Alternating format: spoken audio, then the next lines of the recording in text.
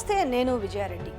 ఆటా committee ఎన్నికల్లో తెలుగుల కొట్లాట రెండు ముక్కలైన అమెరికా తెలుగు సంఘం. జనవరి 18వ తేదీన లాస్ వెగాస్లో అమెరికా తెలుగు సంఘం ఆట నూతన అధ్యక్షులుగా జయంత్ చెల్లా 2025-27 సంవత్సరానికి నాయకులుగా బాధ్యతలు చేపట్టారు. వెంటనే జరగాల్సిన ఎగ్జిక్యూటివ్ కమిటీ ఎన్నికలు జరగకపోవడం, అక్కడి సభ్యులు అందరూ గొడవ చేయడం వల్ల గందరగోళ పరిస్థితి ఏర్పడినందున ఎన్నికలు జరపకుండానే సమావేశంను అర్ధాంతరంగా ముగించడం, అదే విషయాన్ని ఆటా నూతన అధ్యక్షులు జయంత్ చెల్లా పత్రికా ప్రకటన చేయడం ఒకంత ఆశ్చర్యానికి కలిగించింది. అయితే అమెరికాలో అతిపెద్ద సంస్థలుగా పేరు పొందిన తానా ఆటా సంస్థలు తెలుగు రాష్ట్రాల్లో తెలుగుదేశం, కాంగ్రెస్ పార్టీల మాదిరిగా ప్రవర్తిస్తుంటాయి. ఈ పార్టీలకు ఈ సంఘాలకు ఉన్న పోలికను ఇదివరకు ఒక పత్రికలో కూడా ప్రచురించడం జరిగింది.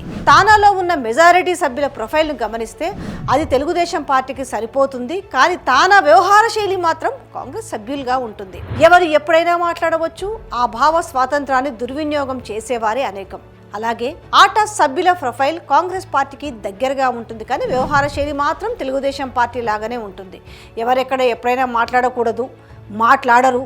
ఇప్పటికీ గత నెల రోజుల నుంచి తానాలో జరిగిన తప్పిదం గురించి, దానికి కారణమైన నాయకత్వంలో వచ్చిన తగాదాన్ని మాట్లాడుకుంటున్న తెలుగు కమ్యూనిటీకి ఇప్పుడు ఆటాలో నాయకత్వ ఎన్నికల సమయంలో భేదాభిప్రాయాలు రావడం, గందరగోళ పరిస్థితుల్లో జరిగే ఈ ఎన్నికల ప్రక్రియని ఆపేయడం అన్న వార్త నిజంగా బాధాకరం. అసలు ఏం జరిగింది అని కొంతమంది ఆటా మిత్రులతో మాట్లాడితే తెలిసిన కొన్ని విషయాలు ఇప్పుడు మేము ముందుకు తెస్తున్నాం.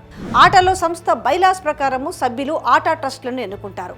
అమెరికాలోని అన్ని ప్రాంతాల వాళ్ళు ప్రాతినిధ్యం వహించేలా ఈ ట్రస్టీ ఎన్నుకోబడతారు.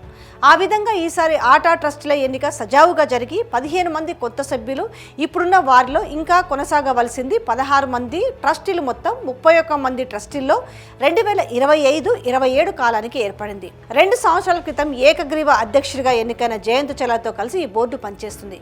కొత్త అధ్యక్షుడి పదవి స్వీకారానికి ఎన్నికైన వారితో ఏర్పడిన కొత్త బోర్డు సభ్యులతో లాస్ వెగాస్లో 18-19 జనవరి 2025 తేదీలో ఆటా నాయకత్వ సమావేశం జరిగింది. ఈ సమావేశానికి దాదాపు 200 మంది పైగా ఆటా నాయకులు, మెంబర్లు వచ్చారు. ఆనందంగా, అట్టహాసంగా కొత్త టీం ఎన్నిక జరిగిన సంబరాలు జరుపుకునే తరుణం అది. ఆటోలో కూడా 2 వర్గాలు ఉన్నాయా? వర్గపోరు మొదలైందా? జనవరి 18వ తేదీన మొదట జయంత్ చెల్లా అధ్యక్షుడిగా బాధ్యతలు స్వీకరించారు. ఇప్పుడు ఆటా బోర్డు సభ్యులు 2025-27 కాలానికి ఎగ్జిక్యూటివ్ కమిటీకి ప్రెసిడెంట్ ఎవరినైనా ఎన్నుకోవాలి. ఆటాలో సంస్థ బైలాస్ ప్రకారం సభ్యులు 25-27 సంవత్సరానికి అధ్యక్ష పదవికి 2 నామినేషన్లు వచ్చాయి. అవి అనిల్ బోదిరెడ్డి, సతీష్ రెడ్డి. ఈ ఇద్దరు ఏ పదవి కోసం పోటీ పడ్డారు? ఆటాలో ఎప్పటి నుంచో వారు పనిచేస్తూ సేవలు అందిస్తూ నాయకత్వంలో అనేక పదవులు నిర్వహించి అధ్యక్ష పదవికి వచ్చారని తెలుస్తుంది. ఇద్దరు ఆ పదవికి అన్ని విధాలుగా అర్హులైన వ్యక్తులుగానే చెప్పుకుంటున్నారు. అలాగే ఆటా ఎగ్జిక్యూటివ్ కమిటీలో secretary, joint secretary, treasurer, joint treasurer పదవులు కూడా ఎన్నికలు జరగాలి. ఆటా బైలాస్ ప్రకారం ఎప్పుడు ఎన్నికలు జరిగినా అది సీక్రెట్ బ్యాలెట్ పద్ధతిలో జరుగుతుందని అందరికీ తెలిసిన విషయమే. ఈసారి అలా సీక్రెట్ బ్యాలెట్ కాకుండా ఓపెన్గా జరగాలని కొందరు సభ్యులు పట్టుబడడంతో కొంచెం సమయం గడిచిపోయింది.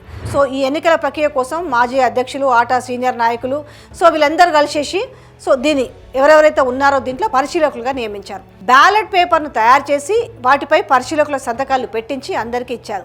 అయితే ఇన్ని సంతకాలు ఎందుకని, ఇది చాలా గందరగోళంగా ఉందని కొందరు సభ్యులు అభ్యంతరం చెప్పారని తెలిసింది. అప్పుడు ఓ సభ్యుడు ఇంకొంచెం దురుసుగా స్టేజ్ మీదకి వెళ్ళి మైకు తీసుకొని మాట్లాడడం మొదలు పెట్టడం కూడా జరిగింది. దాంతో కార్యక్రమంలో తీవ్రమైన గందరగోళం ఏర్పడిందని తెలిసింది. ఈ సమయంలో వేరే గత్యంతరం లేక జయంత్ చెల్లా సభ నిరవధికంగా వాయిదా వేస్తూ ముగించారని కూడా తెలుస్తుంది. ఆ తర్వాత మరుసటి రోజు జయంత్ చెల్లా ఒక పత్రికా ప్రకటన ద్వారా ఆటా బైలాస్ ప్రకారం సీక్రెట్ బ్యాలెట్ పద్ధతిలోనే ఇప్పటి వరకు ఎన్నికలు జరిగాయని, అదేవిధంగా జరపాలని తాము ప్రయత్నించామని, త్వరలోనే ఇంకొక సమావేశం ఏర్పాటు చేసి ఎన్నికలు జరుపుతామని తెలిపారు. అయితే ఈ గొడవ లాస్ వెగాస్లో అప్పటికప్పుడు మొదలైన గొడవ కాదని, 1 సంవత్సరంగా ఆటా సంస్థలో అగ్రనాయకత్వం కోసం కొన్ని విభేదాలు వచ్చాయని, ఆ కారణంగానే మెల్లమెల్లగా 2 గ్రూపులు అయిపోయాయని కూడా తెలుస్తుంది. ఇటీవల జరిగిన బోర్డ్ ఆఫ్ ట్రస్టీస్ ఎన్నికల సమయంలో కూడా 2 గ్రూపులను వారి సభ్యులను గెలిపించుకునేందుకు ప్రయత్నాలు చేశారని ATA election committee chairman Sainath Boinpally ఒక గ్రూపుకు అనుకూలంగా వ్యవహరించి బ్యాలెట్ పేపర్లను మెయిల్ చేయడంలో, అదేవిధంగా బ్యాలెట్ పేపర్ల రిగ్గింగ్, ఎలాంటి ఆక్రమణలకు పాల్పడి ఆటా ట్రస్టీ ఎన్నికల ప్రక్రియను అపహాస్యం చేస్తారని ATA joint secretary doctor Erramreddy Tirupati Reddy కూడా ఆయన ఆధ్వర్యంలో ఒక వర్గము ట్రస్టీ అభ్యర్థుల కోర్టులో ఛాలెంజ్ చేసినట్టు తెలిసింది. ఆ విధంగా గందరగోళ పరిస్థితుల్లో కొత్తగా ఇప్పుడు ఎన్నికైన 15 మంది ట్రస్టీలు, పాత బోర్డు నుంచి కొనసాగే 16 మంది ట్రస్టీలు కలిపి ఉన్న 31 మందిలో కూడా కొంచెం అటు ఇటుగా 2 వర్గాలుగా అయిపోయాయని తెలుస్తుంది. ఎప్పుడైనా సీక్రెట్ బ్యాలెట్లు ఎన్నికలు జరుపుతామని అధ్యక్షుడు ప్రకటించగా 2 వర్గాల ట్రస్టీలు వారి మద్దతుదారులు జరపమని కొందరు, అలా జరపకూడదని కొందరు అరవటం చేశారని తెలుస్తుంది. ఈ గందరగోళ పరిస్థితుల్లో అధ్యక్షులు మీటింగ్ను వాయిదా వేసి వెళ్ళిపోయారని కూడా చెప్పుకుంటున్నారు. అయితే మిగతా వర్గం వారు వారి అటార్నీని ఫోన్లో సంప్రదించి ఆయన ఇచ్చిన సూచనల మేరకు మీటింగ్ కొనసాగించి ఎన్నికలు జరుపుకున్నారని, ఎన్నికైన వ్యక్తుల వివరాలు ప్రకటించడమే కాకుండా సోషల్ మీడియాలో పోస్టు చేశారని కూడా తెలుస్తుంది. ఆ ప్రకటన ప్రకారం అనిల్ బోదిరెడ్డి ప్రెసిడెంట్ ఎలక్ట్ కాగా, శ్రీకాంత్ గుడిపాటి ట్రెజరర్గా, శ్రీమతి శారదా సింగిరెడ్డి జాయింట్ సెక్రటరీగా, శ్రీ విజయ్ తూపల్లి జాయింట్ ట్రెజరర్గా ప్రకటించినట్లు తెలుస్తుంది. కానీ జయంత్ చెల్ల ఈ విషయంపై స్పందిస్తూ ఆట బై లాస్ ప్రకారమే తాము ఎన్నికలు జరుపుతామని, వేరే గ్రూపు ప్రకటించిన ఎన్నికలు చెల్లమని కూడా తెలియజేశారు.